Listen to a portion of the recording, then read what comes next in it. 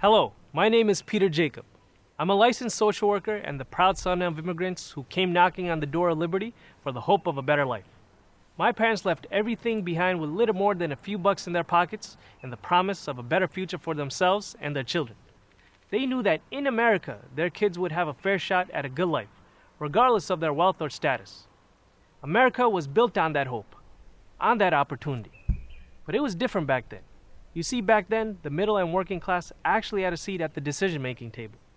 Now, the ability for the average person to move up in the world, no matter how hard she or he works, is rapidly diminishing.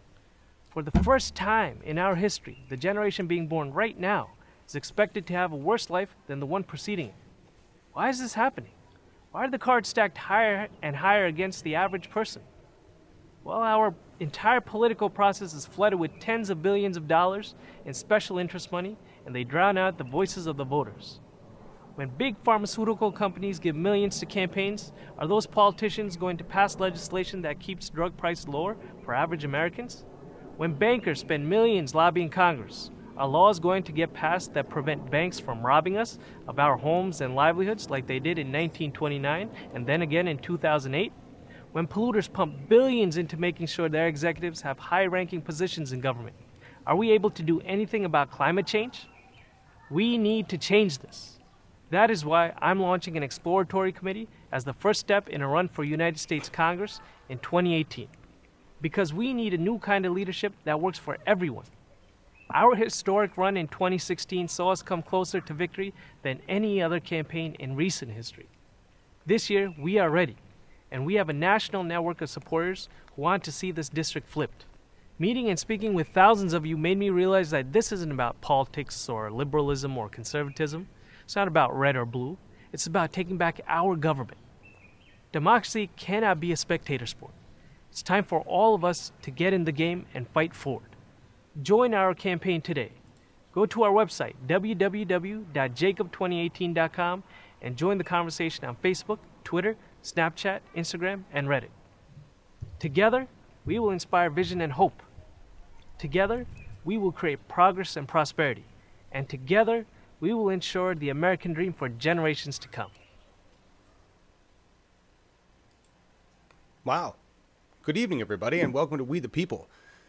That was an awesome campaign ad for Peter Jacob. He's running as a candidate in New Jersey's 7th Congressional District, which near and dear to my heart. It's really close to where Grandma used to live and where Aunt Chris lives now. So I'm excited to talk to him about what he plans on doing to make New Jersey more progressive because, well, you know, Chris Christie just left. But we have somebody more interesting to talk about, and that is Peter Jacob's opponent, who's been in there a while. He's quite an interesting guy, Leonard Lance.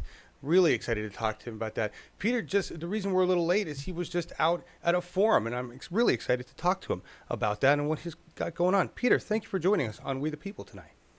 Honor and pleasure to be here. Awesome, awesome. So before we talk about where you were just coming from and all your weather out there, let's bring Laura Livengood on and remind everybody that this is an engagement broadcast. And the lovely Laura Livengood is here to take your questions. Laura, please tell them how they do that. It is very easy. If you are lucky enough to be our live audience with Peter tonight, you have a chance to ask him questions. So if you have a question for Peter, I'm going to put his website on so you can check the specifics. But just write the word question all in caps or tag me so that I can see it in the chat, and I will relay those questions as I can to Peter during the show. Awesome. Thank you so much, Laura Livengood. Peter, so you were just at a forum. What was going on there? What were you doing? You said you rocked it. Yes, indeed. So that's what the constituents, our future constituents, say. We went out there and we talked about the issues in a serious and sincere way. You know, what differentiates us from the other candidates. And this time around, having run quite a competitive race, proved that this district is flippable in 2016. You know, 2 years ago around this time, I had no money, no name recognition. But by the end of the campaign, we had over 1,500 volunteers across 14 states. On election day, we made 36,000 phone calls, and we were supported and endorsed by a senator from Vermont by the name of Bernie Sanders. Wow. And we got nearly 45% of the vote, the strongest campaign to date. And the most beautiful part about it, and the most inspiring part for me, And I think for others, and the reason why we do this is because nobody expected a brown-skinned, bearded, millennial social worker and unapologetically progressive Democrat to make it happen, right? So Ooh. now the district is purple. People show up, but the difference is we are unapologetically progressive. We talk about Medicare for all. We talk about $15 an hour now. We talk about climate change and switching over to 100% renewables by 2036, as Tulsi Gabbard supports. But most importantly, to address any of these challenges, we get to the crux of the issue, and that is getting big money out of politics. Wow. Wow. That's you just That works. you went like 9 slides ahead of me already. You covered so much. I just got started. I know. Yes. I know. That's amazing. Yeah, I showed everybody. I was going to show everybody this slide. We were going to talk about your previous run because you really kicked some ass. I mean, these are the results. Democratic candidate, 43.1% of the vote according to this, and Leonard Lance, the incumbent, was 54. And I love that because what you just said is so true. It seems like you are poised for victory this time because you can't tell. I mean, I know New Jersey's purple. I know the people there. I know that the constituents are more progressive than the people in power, right? And that must be what you were feeling at the forum tonight. Yep, absolutely. You know, when we went out and we knocked on doors, you know, the typical line that Democrats in this district use is, I'm socially liberal, fiscally conservative. Right. I don't know what that means because if you want to sound like a Republican, then run in the Republican primary. If you want to sound like a Democrat, then be progressive, be bold, and be courageous. And that's exactly what we did. When we went out, we knocked on doors and we didn't neglect any doors. And to give you one point of contact here to show how progressive America actually is, you know, I remember in 2016 knocking on those doors with the Trump bumper sticker, the lawn sign. You get to the door, lo and behold, they got the Trump shirt on too. Wow. And so the first thing they ask after you give your elevator pitch is Democrat or Republican. You say Democrat, they say get off my lawn. But anybody who's canvassed knows if you got somebody at the door, you make the best use of it. So I ask them, how do you feel about big money in politics? How do you feel about Paul Ryan wanting to gut Social Security and Medicare? Or Chris Christie, our glad to say former governor, who's Right. gutting your pensions?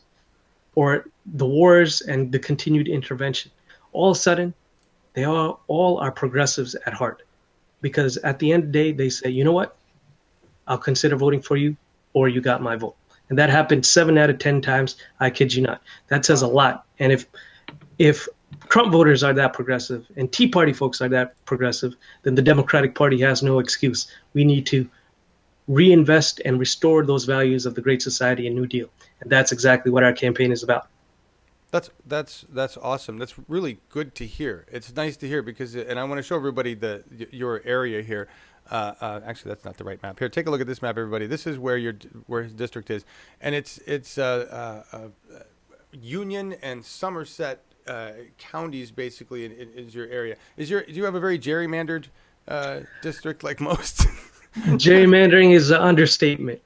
You know, we are pretty much the width of New Jersey. I live in the township of Union, and only 2/3 of it, the more Republican side of it, is in the 7th, and the more Democratic side is in the 10th Democratic, Wow. which is a Democratic district. And so we go from Union, where I live, and I live 10 minutes away from Newark Airport, Right. and it goes all the way out to the Pennsylvania border.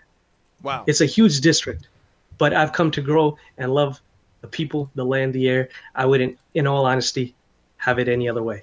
It's amazing. I was just back recently because Grandma lived in Carteret and Aunt Chris is in Colonia, and New Jersey is not like it's not like it used to be. It's so much cleaner now than I remember it growing up as a kid, and there's a lot of renewable energy. Carteret seems to be like exploding with renewable energy. Is that everywhere? Is that in your district as well? Yeah, it's happening. You know, some of the leading solar panel integrators in all the East Coast is right here, in fact, in our 7th Congressional District. Wow. And I've been able to talk to those leaders, and they're ready for investment to come in state and federal from the federal government. Look, we are blessed here in the Garden State to have wind, tidal, offshore, onshore, geothermal. We could tap into all these beautiful things, Yeah. but there's a lack of will. from the political establishments to do anything different when the fossil fuel industry has bought out so many politicians.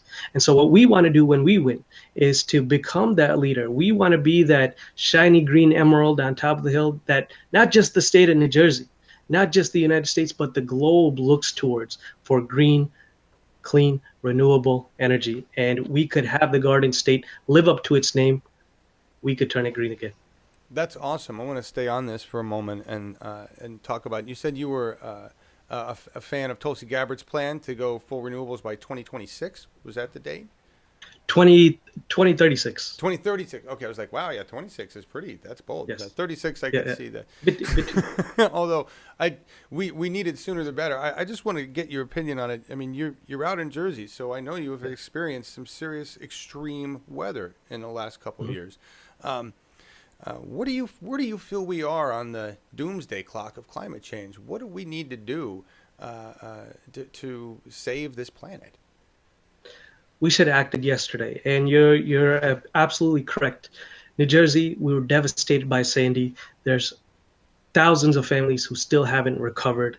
Our storms are getting far more severe. The snowstorms are getting horrible. And as a social worker who worked at a winter shelter program, I take note of it because it made my life that much more difficult when our shelter providers had the difficulty of arranging services and their programs on given nights. So I believe we need to be brave and bold and courageous. We need to be able to switch to renewables almost immediately. About 90% of New Jerseyans support switching over to renewables 100%. Wow. Within the next few years, in fact. And we have the technology, we have the knowledge, and we could do these things. Elon Musk is just a hop, skip, and throw away. I think that's the phrase. But we're not harnessing these people. And the bigger failure here is, here in the 7th District, we're in fact the 8th wealthiest congressional district in all of America. Wow. We have the financial as well as the intellectual capital to invest. Now we got young people coming back home without jobs and opportunities. We go from suburban to rural, as you saw on that gerrymandered map. Right. We Yes. could invest in these people. These kids don't need to stay in New York, LA, or Boston. They could come back here with good jobs and good opportunities. And we could have those who have seen more sunsets and sunrises be the leaders preparing the next generation, so we could be that leader in addressing climate change, global warming, and it could be done right here in the Garden State. We're prime and ready to do this. We got the knowledge, the skills, and the financial ability to make it happen.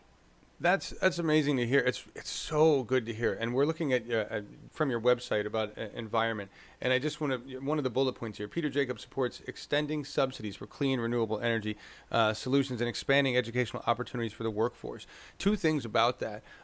One, do you at the same time believe that we should cut the subsidies for the fossil fuel industry because we seem to be paying for them to exist? Absolutely. To the tune of, I think, $50 billion a year globally, we subsidize the fossil fuel industry. And that does not take into account the externalities, the infrastructure damage, the pollution, and the public health concerns. So it's far more than that, in my opinion. So we need to ultimately prepare people for 21st century skills. That is why we believe in investing in people, transitioning them away from the fossil fuel industry that is not needed. These are the technologies of yesterday. And in fact, the fossil fuel industry is proposing a pipeline, a natural gas pipeline from the Marcellus Shale in Pennsylvania, cutting through the Delaware River, which provides clean drinking water to over 17 million people in New York City, Philadelphia, Pennsylvania, New Jersey. Imagine a pipe leak. We cannot afford any more of these, and we've seen it over and over. So we need, again, we have the technology, we have the knowledge, we have the human capital. We need to put investment back into the people, and we could be a leader in this field. I have no idea why we're waiting when this is right in front of us. Thank you for saying all of that. I want to ask one more question about that, or just make a point on that, and then we're going to go to Laura Livengood, see if we have any questions from the audience. Just so everybody has a point of reference, when I was growing up in the 80s, my grandfather worked for Chevron. All right, and you know the giant Chevron refinery down in Carteret. There used to be a massive refinery down there. What I'm going at is there's a massive footprint of the fossil fuel industry in New Jersey. Is there still that stronghold there? You start talking about a pipeline running through. Is there still that stronghold, or has it weakened with the progressive movement? Yeah, it's still there, although we are switching away at a somewhat rapid pace. Jobs in the renewable sector is growing, but nonetheless, the fossil fuel industry does have a hold on New Jersey. Right. You know, not just the Penn East pipeline, we have another Pilgrim pipeline, an oil Right. pipeline, and these two things are completely unnecessary. Studies have shown that we are over capacity when it comes to natural gas here in the state of New Jersey. Right. Right down the street in this county, not in our district, in Linden, there's a huge lawsuit against ExxonMobil for polluting the land due to the toxics in the ground. And what they've settled for was paying out $220 million when the damage is over $22 billion. That's ridiculous. So it's there. But I think what people want, and people, including people working in the fossil fuel industry, we could harness an economy, a green economy right here in the Garden State. You know, and we're not just talking about putting on a solar panel on somebody's roof. What we're talking about is the gears and the turbines that go into, and the technology and the research and development that's required to make solar and wind far more efficient. So we could do all that here. And we have the industries and the knowledge and the know-how to get that done. So there is a slow movement. I am proud to say that with our new governor, Phil Murphy, who nice. believes in the fact that we need to address climate change, and who shares the vision that we have. I also believe that our current congressman here, Leonard Lance, who sits on the House Energy and Commerce Committee, who has the responsibility to address climate change and bring in resources federally so we could address climate change and switch over to renewables, is not doing anything. And the thousands of dollars he takes every year from the fossil fuel industry has everything to do with that. Yeah, we're going to look at Leonard Lance and where he gets all his money. He's a 22% over the mark Trump voter. So he's really shooting high there. He overachiever. We're going to look at that and some of his crazy statements that he's made. Laura Livengood, do we have any questions from the audience at this We point? do. I have a question. I do want to let you know that your volume is considerably lower than Peter's, and I didn't know if you saw my note in Slack. Oh, no, I did not. I'm sorry. I will It's adjust that. it is. I mean, both of you are understandable, but you're just a good bit lower. Oh, all right. Anyway, I will fix that. Question from Jeffrey, who is one of the researchers who worked on your slides tonight. He obviously, as the proud son of immigrants, you have a strong position on immigration. I'm wondering what the immigration situation is in New Jersey and in your area, and what your comments are on that. Mm-hmm. Our district is home to 1,500 DACA recipients, and there's another 2,500 people who are eligible for DACA. And what the current governor, the new governor, has said is we're going to be resisting Trump at every cost. There's a huge Hispanic community here. There's a huge Indian American community, not to forget. One of my friends was not renewed for DACA, and she's spent pretty much her entire life over here in New Jersey. And for her not to know what her future is and to end up going back to India, where she really doesn't have family or opportunities, that's a scary thought. Yeah. And the sentiment from people that I've spoken to reflects what's the case nationally. About 90% of people in this country believe that DACA recipients, that immigrants who are in this country, deserve a fair pathway to citizenship. And what I think the Democratic Party has a responsibility in doing, now that this whole budget issue is coming up, is not accepting a budget without a clean DREAM Act. No border wall, none of that nonsense. Stop pandering to your base, because you know it's economically as well as morally the wrong thing to do, Donald Trump. Do the right thing. Let's create a pathway to citizenship. Immigrants built our nation. They made our nation a beautiful thing, and we need to live up to the promise of the American dream. And a Clean DREAM Act does exactly that. That's where the people of our district, the state, and our nation stand. I love that response, and I want to tack onto that before I ask for other questions, Laura Livengood. Do you believe that the Democrats in their position right now should withhold their votes on the balanced Yes. budget till we get a DREAM Act and let the government shut down? Well, I wouldn't say, go ahead, let the government shut down. But we have leverage here. Paul Ryan does not have enough votes to pass this. It's on them. And in fact, Donald Trump himself said back in August, let the government shut down. We're going to build that wall. So he's made it clear he's not willing to work. Now, you got to do the right thing, and you got to serve the people of this nation. You're doing a great disservice, not just to the DACA recipients or immigrants, undocumented immigrants in this country. You're doing a disservice to our economy like that. So this is on the Republicans. They're not on the side of history. They're not on the side of morality. And I'm talking about the GOP in Washington, D.C., who have been obstructionists for more than 8 years now. Yes. So it is on them, ultimately, not on the Democrats, in my opinion. I love the response. And just to tell you, in my view, I think it's time that the Democrats actually withhold, go ahead, let it shut down, take the blame. When the GOP does that, they just go, yeah, okay, we did it. So what? What are you going to do? Yep. Right? The Democrats need to be the bad boys at this point. Right? They've done it before. Yeah, it's time. So that's more than resisting. It's actually doing something. It's revolutionary. It is. I want to, because we're talking about DACA, Laura Livengood, we'll get back to questions. I saw there was a question about money and politics, but this ties in perfectly with your background. I'm going to show a slide. Please take a moment to talk about your parents.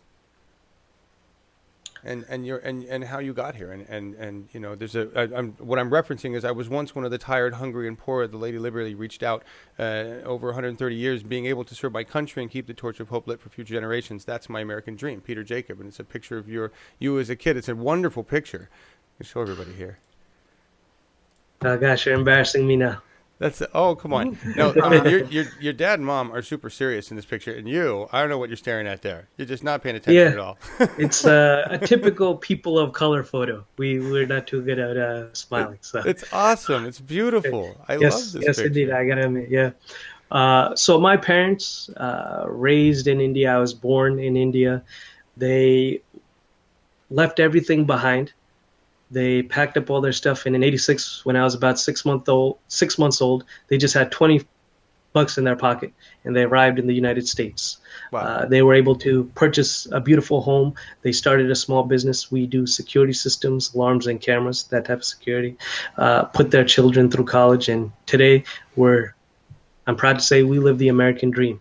And I think it was the examples that I grew up with learning from them.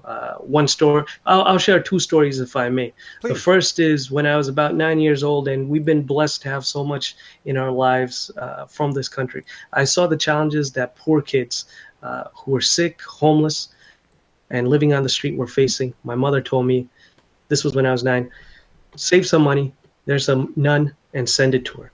I opened up my piggy bank 365 days later, sent the money over, and that December, I got a letter from Mother Teresa thanking me personally for that donation. The second story I want to share is, this was obviously several years later. I remember after a hard day of work with my father, we show up at in an under-resourced community.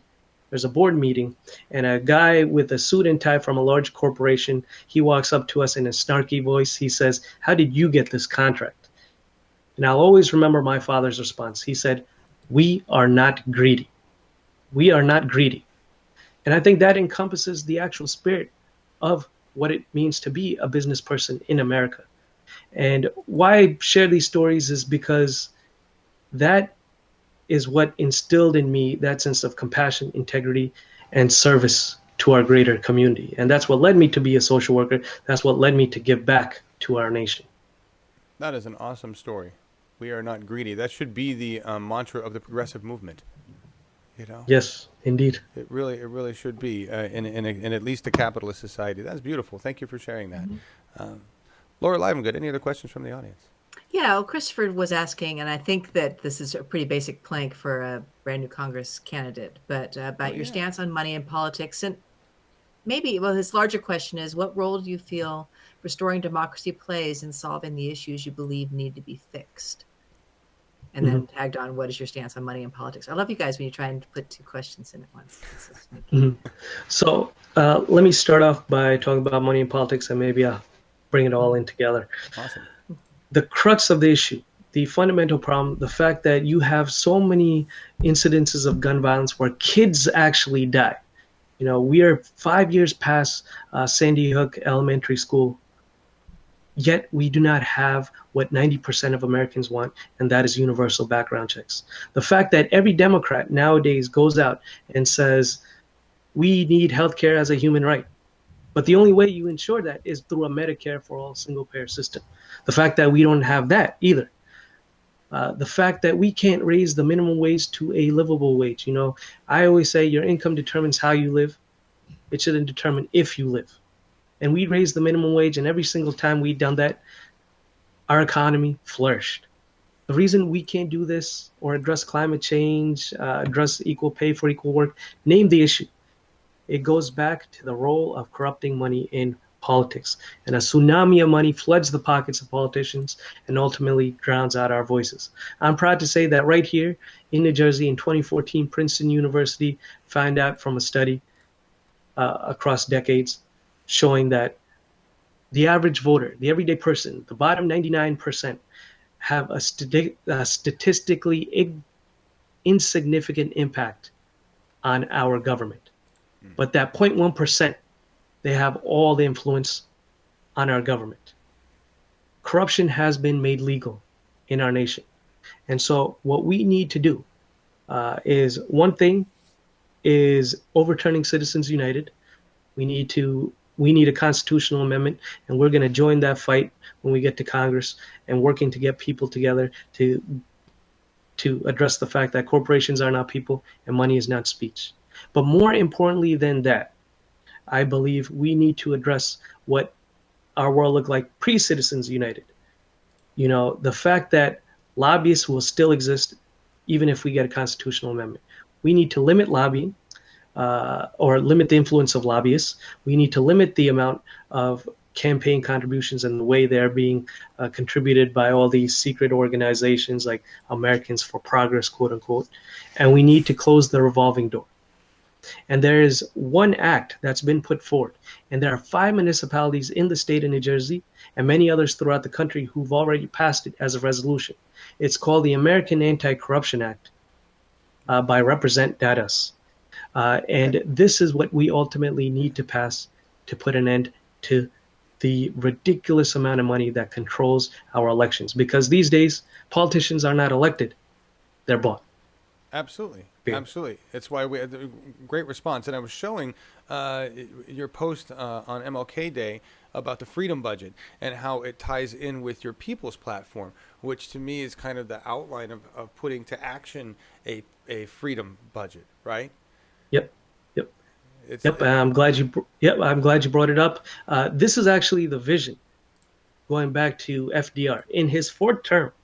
Yes, he was loved that much. In his 4th term, FDR put forward the second Bill of Rights, the right to housing, food, employment, healthcare, and all that good stuff, because he knew that the original Bill of Rights was reminiscent of a time where we were an agrarian society fighting a monarchy. In a post-industrial economy, we needed a second Bill of Rights.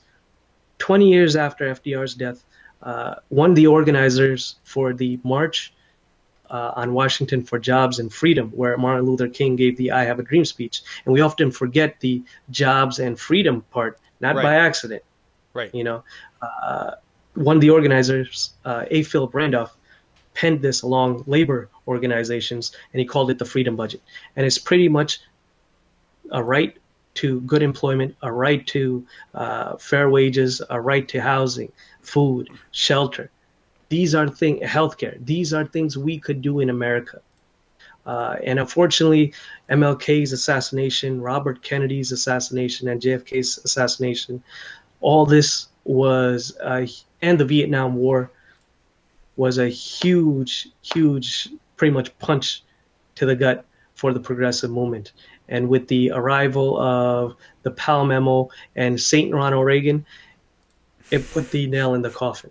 And it's about time We have a resurrection in the Democratic Party, and our people's platform speaks exactly to that in the 21st century. A constitutional amendment saying money is not speech, corporations are not people, passing the American Anti-Corruption Act, addressing net neutrality, equal pay for equal work, Medicare for all, fully funding our public colleges, universities, and technical schools. We need to be bold, brave, and courageous because there's nothing to fear but fear itself. Let's live up to that vision of the Democratic Party. Woo! Well done. That's a stump speech. We can go. We're out of here.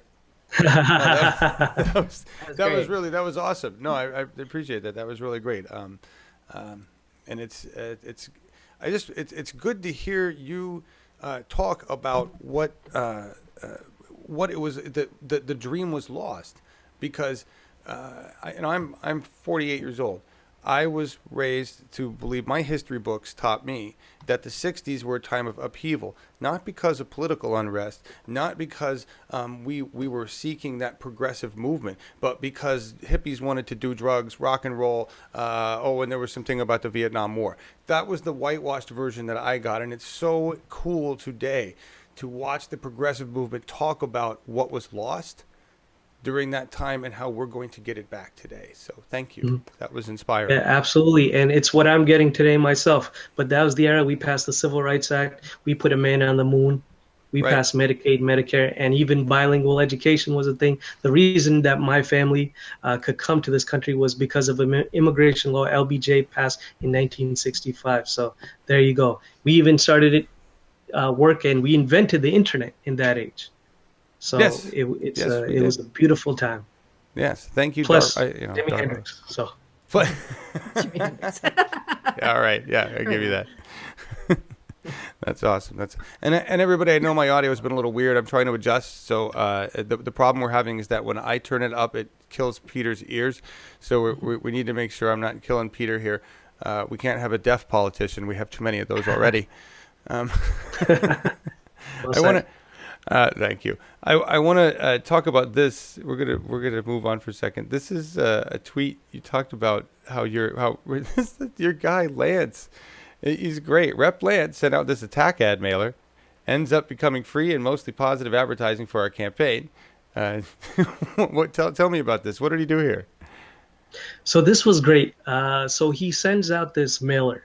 And actually, I used it as a prop in our forum today in my closing remarks. So my staff actually has it. And I only have one copy of this. And I never saw it till a supporter brought it to our office. I'm sitting in our headquarters back in 2016 there. So he sends out this mailer. And on the front, it says, Leonard Lance, fiscal conservative. And that's what a Democrat's supposed to be here in our district, right? A fiscal conservative. Right. And then there's a picture of me, Peter Jacob, Bernie Sanders liberal. Then you flip it over and you get all that good stuff on there. And let me tell you a quick story, and I think this should encapsulate everything. There was a woman who pulled over a car when she saw my dad, who was knocking on doors with some family friends. He had his Peter Jacob for Congress shirt. And she comes up and says, hey, do you know that gentleman? And he's like, yeah, it's my son. I need lawn signs. I need palm cards. I need a bumper sticker. I'm a Republican. I saw that mailer, and your son got my vote.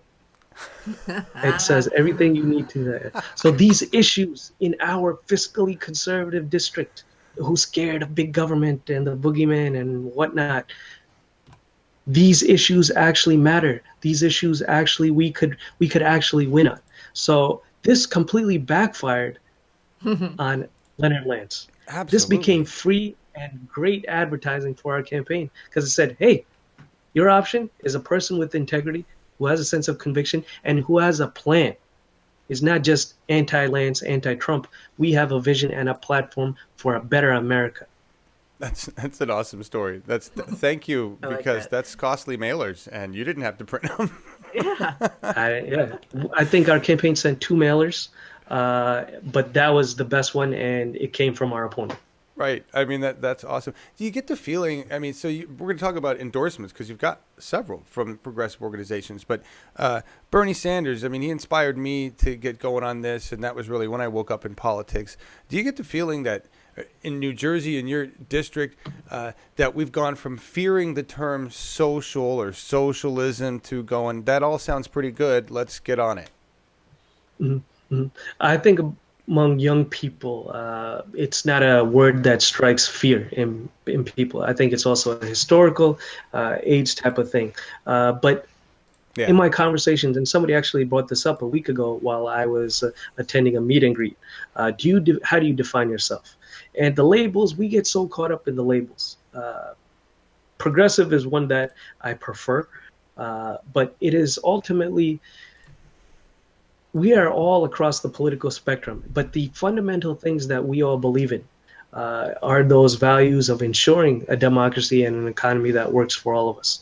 And what Bernie Sanders put forward is the stuff that Democrats have been always fighting for, the direction our nation should be taking, protecting Medicare and expanding it, returning back to an era where we had tuition-free public colleges and universities. People in New Jersey who attended City College or City University now in New York, or SUNY University, or some of the land-grant colleges that Abraham Lincoln, a Republican, established, or out in University of California, whatever it may be, these schools used to be tuition free. People know that. Right. And people know what the challenges are today. So these words, as much as the right or even the left, quote unquote, wants to instill a sense of fear, that's kind of fading. We have a generation of people, and I think the data shows 43% of Americans are not scared of this word, or young people are not scared of this word, and I think that's a trend that's picking up. The fact that a democratic socialist got as far as he did, a 74-year-old bald Jewish democratic socialist pretty much won the Democratic primary. Who would have thought? You know, I would have thought initially, if he got 10%, that's great. It's great for the greater cause that we're fighting for. Right. But he did a hell of a job, and we need to continue to push the issues that he first started.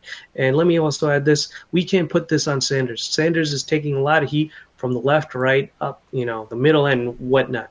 And this has been his entire career. But it is on us. It is our revolution to push these issues, and we need to go above and beyond where Sanders is standing. He could do so much in the Senate.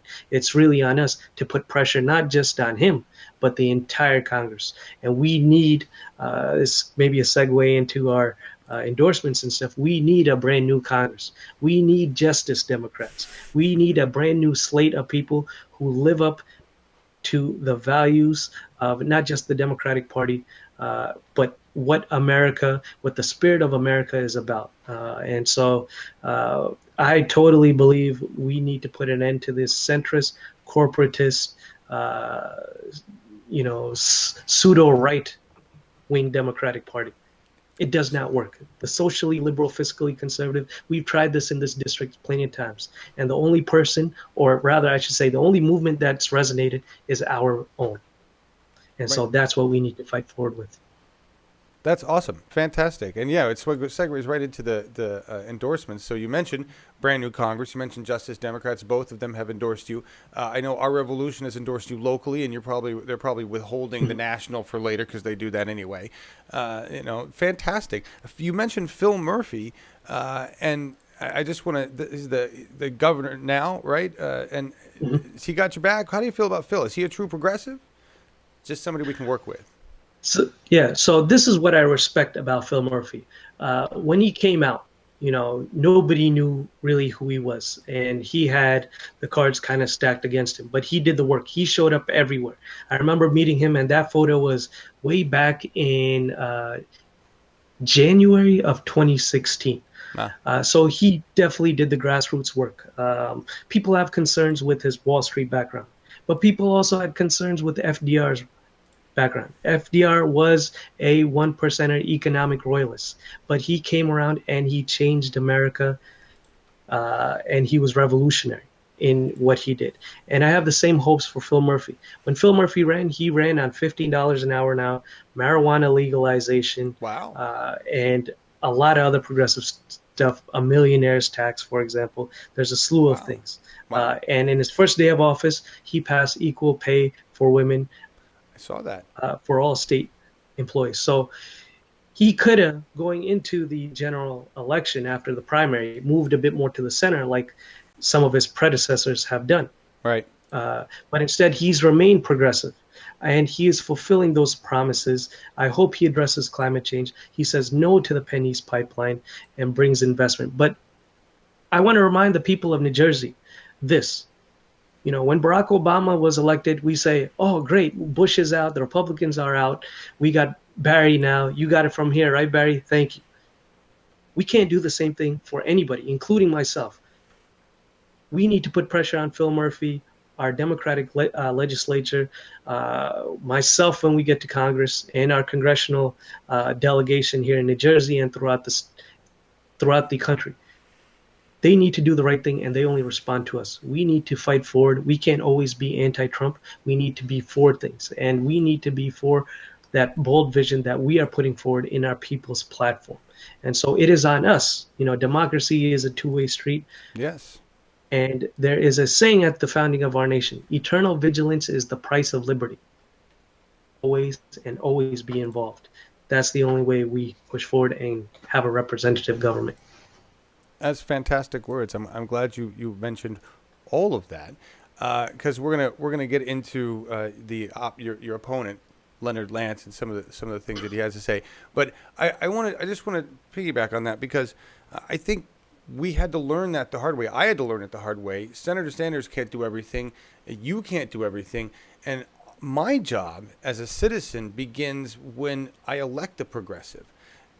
You're bound to you can say all you want about people's platform, but once you get into your job, we have to see you actually put those words to action. And we've had a lot of Democrats talk a lot about their causes, but not actually do anything for those causes. And so in order to make sure that you stay straight, we have to put pressure on you, or support you. So when you say I'm in support of this legislation, we have to show up at the hall and be there to support you with that, right? Yes, indeed. And I'll tell you right now, on the record, I don't just make promises, I keep them. But the special interests, I know I'm not by any means naive and gullible. When we get elected, those folks from the telecom and pharmaceutical industry, who have headquarters right here in our 7th district, they're going to be knocking on the door. Oh, Mr. Jacob, that was some great rhetoric out there. Let me tell you how it's actually done. Yep. And I will never, if you show up on my door and say, my grandmother can't afford her medications because Medicare doesn't negotiate drug prices, the VA can't afford hepatitis C medication, I'm going to lose my house because Wall Street gambled our money away, please don't bail them out again. I will never look at my constituents or anyone in our nation and say, hey, sorry, I got to look out for myself and these special interests are giving me money. We are taking no corporate PAC money. We are only answering to the people. When we win, it is not Peter Jacob who goes to D.C. It is we, the people, who are going to go to D.C. and restore the seat to its rightful owners, the people. How refreshing. Because it looks like Leonard Lance takes Exxon to D.C. with him. Oh, yeah. He's angry. Here he is. We've got a few statements. He was upset that we rejected the Keystone pipeline, although that's go through anyway. He says that Senator Sanders' single-payer health care plan is going to, his constituents can't afford it, but apparently they can afford to die, but they can't afford to, so he's upset about that. Here's him both praising and being mad at Trump at the same time. He's a Trump voter, but so he commends Trump's commitment to balancing the budget. He's angry at Trump for the tax bill because he has some constituents that would actually get affected by that, so he has to pretend he cares. Here's his overall Trump voter score, everybody. So if you want to know what Leonard Lance actually thinks of New Jersey's 7th District, you just go by his voter record. There hasn't been a single Trump vote we've had so far that's done anything for citizens. And in terms of money, lots of pharmaceutical money for Leonard Lance. Healthcare professionals, I don't even know what Celgene Corp is. Sounds like another pharmaceutical. Yes. Yeah. Right down the road. Here's Leonard Lance with, I don't know what's going on there. It's a great freeze frame there, but lots of money from all over the place, everybody. And we know that as a Justice Democrat, brand new Congress, you are not taking any of those kind of corporate interest monies, right? Individual donations. Nope. You can That's check my awesome. open secrets as well.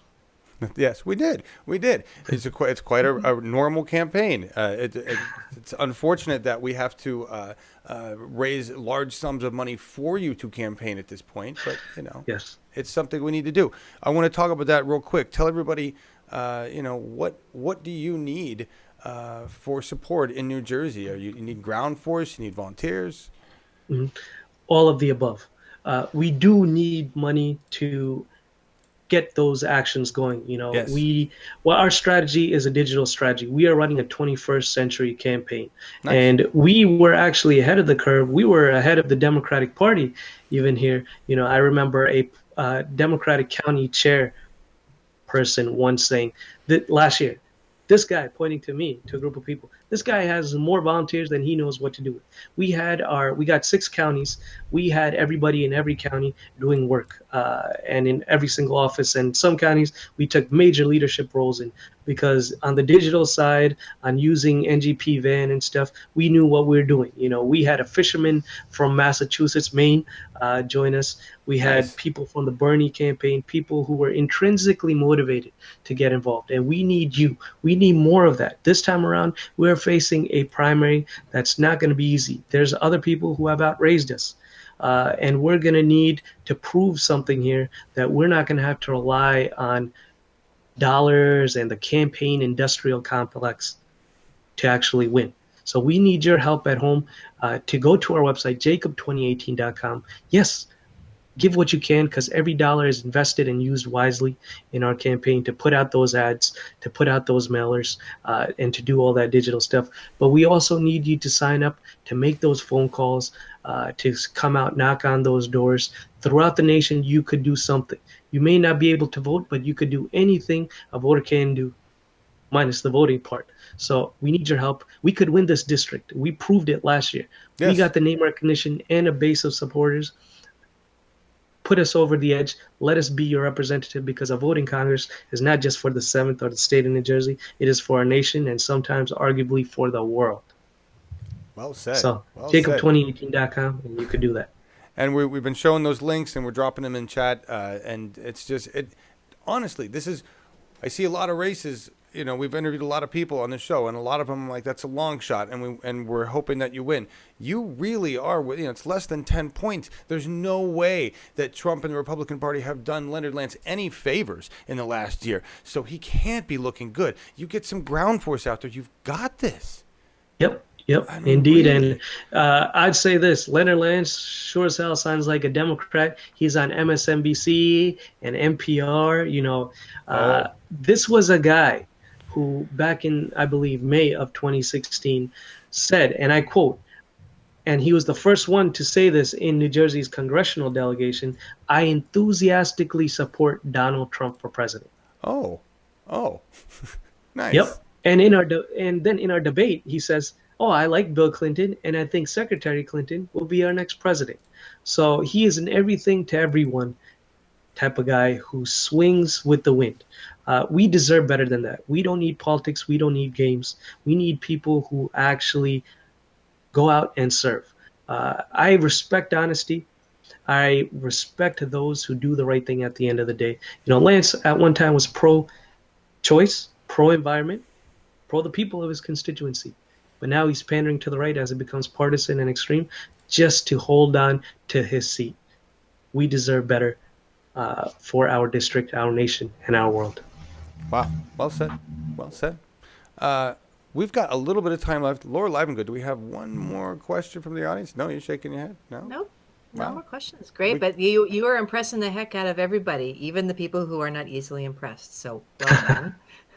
There you Well go. done. No, this is you're hitting all the right notes, and this is why we do this show, is because we need to hear these words coming from candidates' mouths twice a week at least.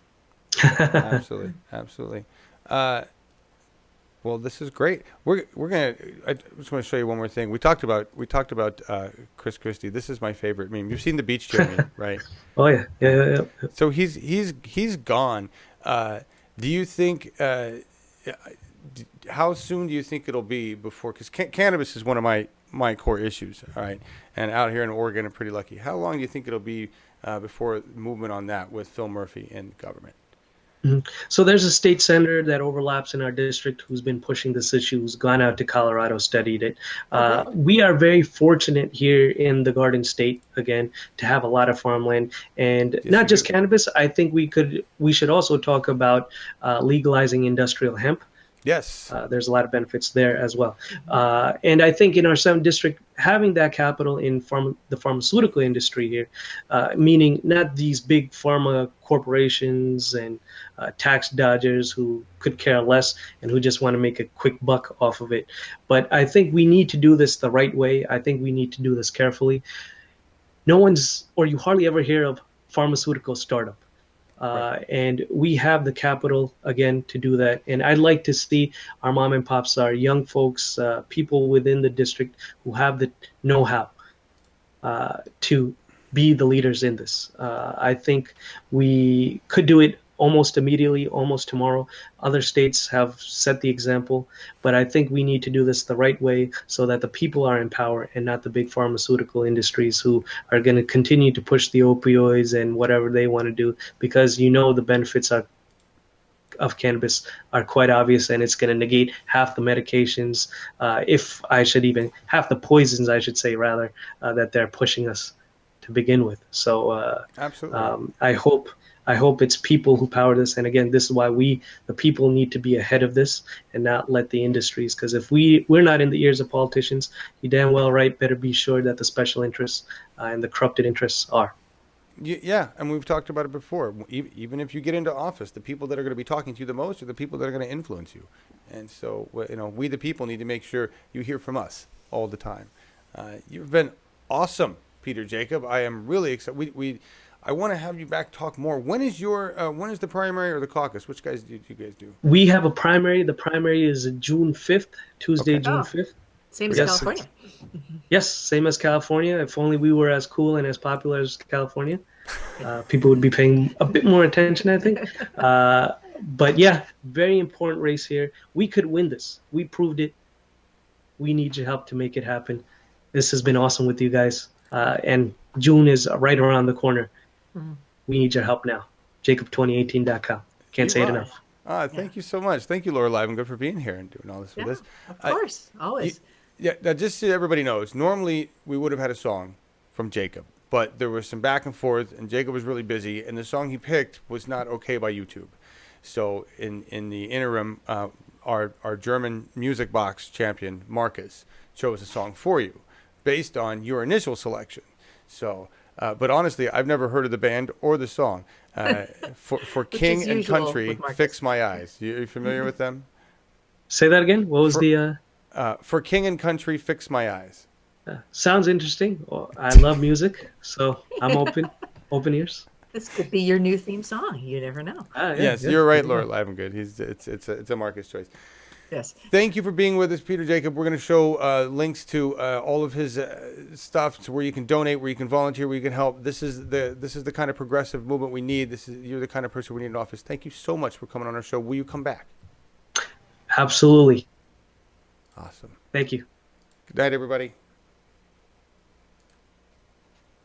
Oh, you know what? I didn't talk about what's next week. Laura Livengood, We the People next week. Okay. What's next week? We have got... You guys want me to... Sorry to interrupt. See you. No, get out of here. You want me to... Okay, great. Thank you. Thank you again, Thanks. guys. Have a good one. You bet. We're looking at... you and I are... That's terrible. We're just looking at... I just wanted to give everybody an update. Peter's gone. We're going to play the song, but I just wanted everybody to know that we have a lot of shows coming up. Okay. And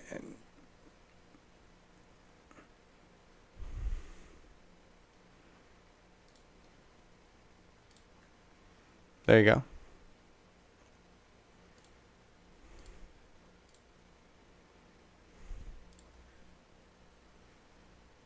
Oh, you can't even hear Laura Livengood. I'm so terrible because I muted her. Jesus, I really biffed this whole ending.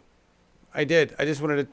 I just wanted to tell everybody what we had going on, and you couldn't hear a thing that she said. That's awful. Tell everybody who's going to be on Progressive California show. Progressive California, David Hildebrand, talking about healthcare in California. Yes. Healthcare issues. And on I know. Monday, we have David Gill, who's running for Congress in Illinois. And on Wednesday, we have Wendy Reed, who is running for Congress in California. And we will have those events up on our channel shortly. Thank you. Sorry, I messed that whole damn okay. thing up. I just want everybody to get that. We have a lot of exciting things going on with this channel, everybody. If you could, take time to go to uphillmedia.org. Take a look at the website. I keep adding pages and things and stuff, including links to donate to the various programs so we can help the individuals within the programs, and a link to donate in general. And subscribe, because I send out emails every once in a while with little funny memes and things, and I talk about stuff, and I tell you about things that are going on that you're never going to hear otherwise. So if you're interested in that, you can subscribe, and it doesn't cost you a thing, except you'll get bugged by me every once in a while. But when we figure out how to do the email thing, right? Well, no, I've been doing it. I did it. Anyway, thank y'all for being here. We'll see you see you next week. This is for King and Country, Fix My Eyes, via Marcus.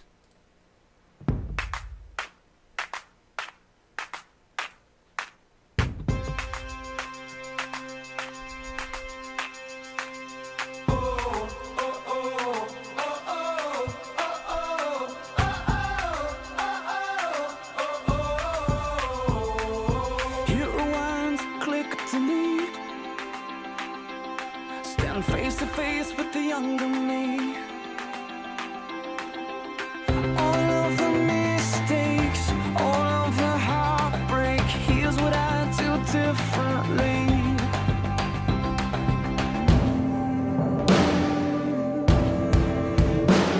I'd live like I'm not scared. Give when it's not fair. Live life for another. Take time for a brother. Fight for the weak ones. Speak out for freedom. Find faith in the battle. Stand tall but above it all. Fix my eyes on you. On you. I learned the lines and talked the talk. Everybody knows it, everybody knows it. But the road less traveled is hard to walk. Everybody knows it, everybody knows it. It takes a soldier who knows his orders to walk the walk I'm supposed to walk. And live like I'm not scared. Give when it's not fair. Live life for another. Take time for a brother. Fight for the weak ones. Speak out for freedom. Find faith in the battle. Stand tall but above it all. Fix my eyes on you. On you.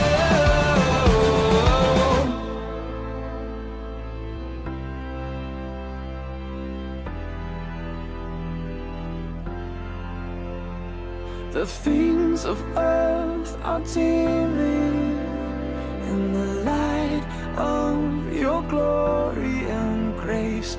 I'll set the sights upon heaven. I'm fixing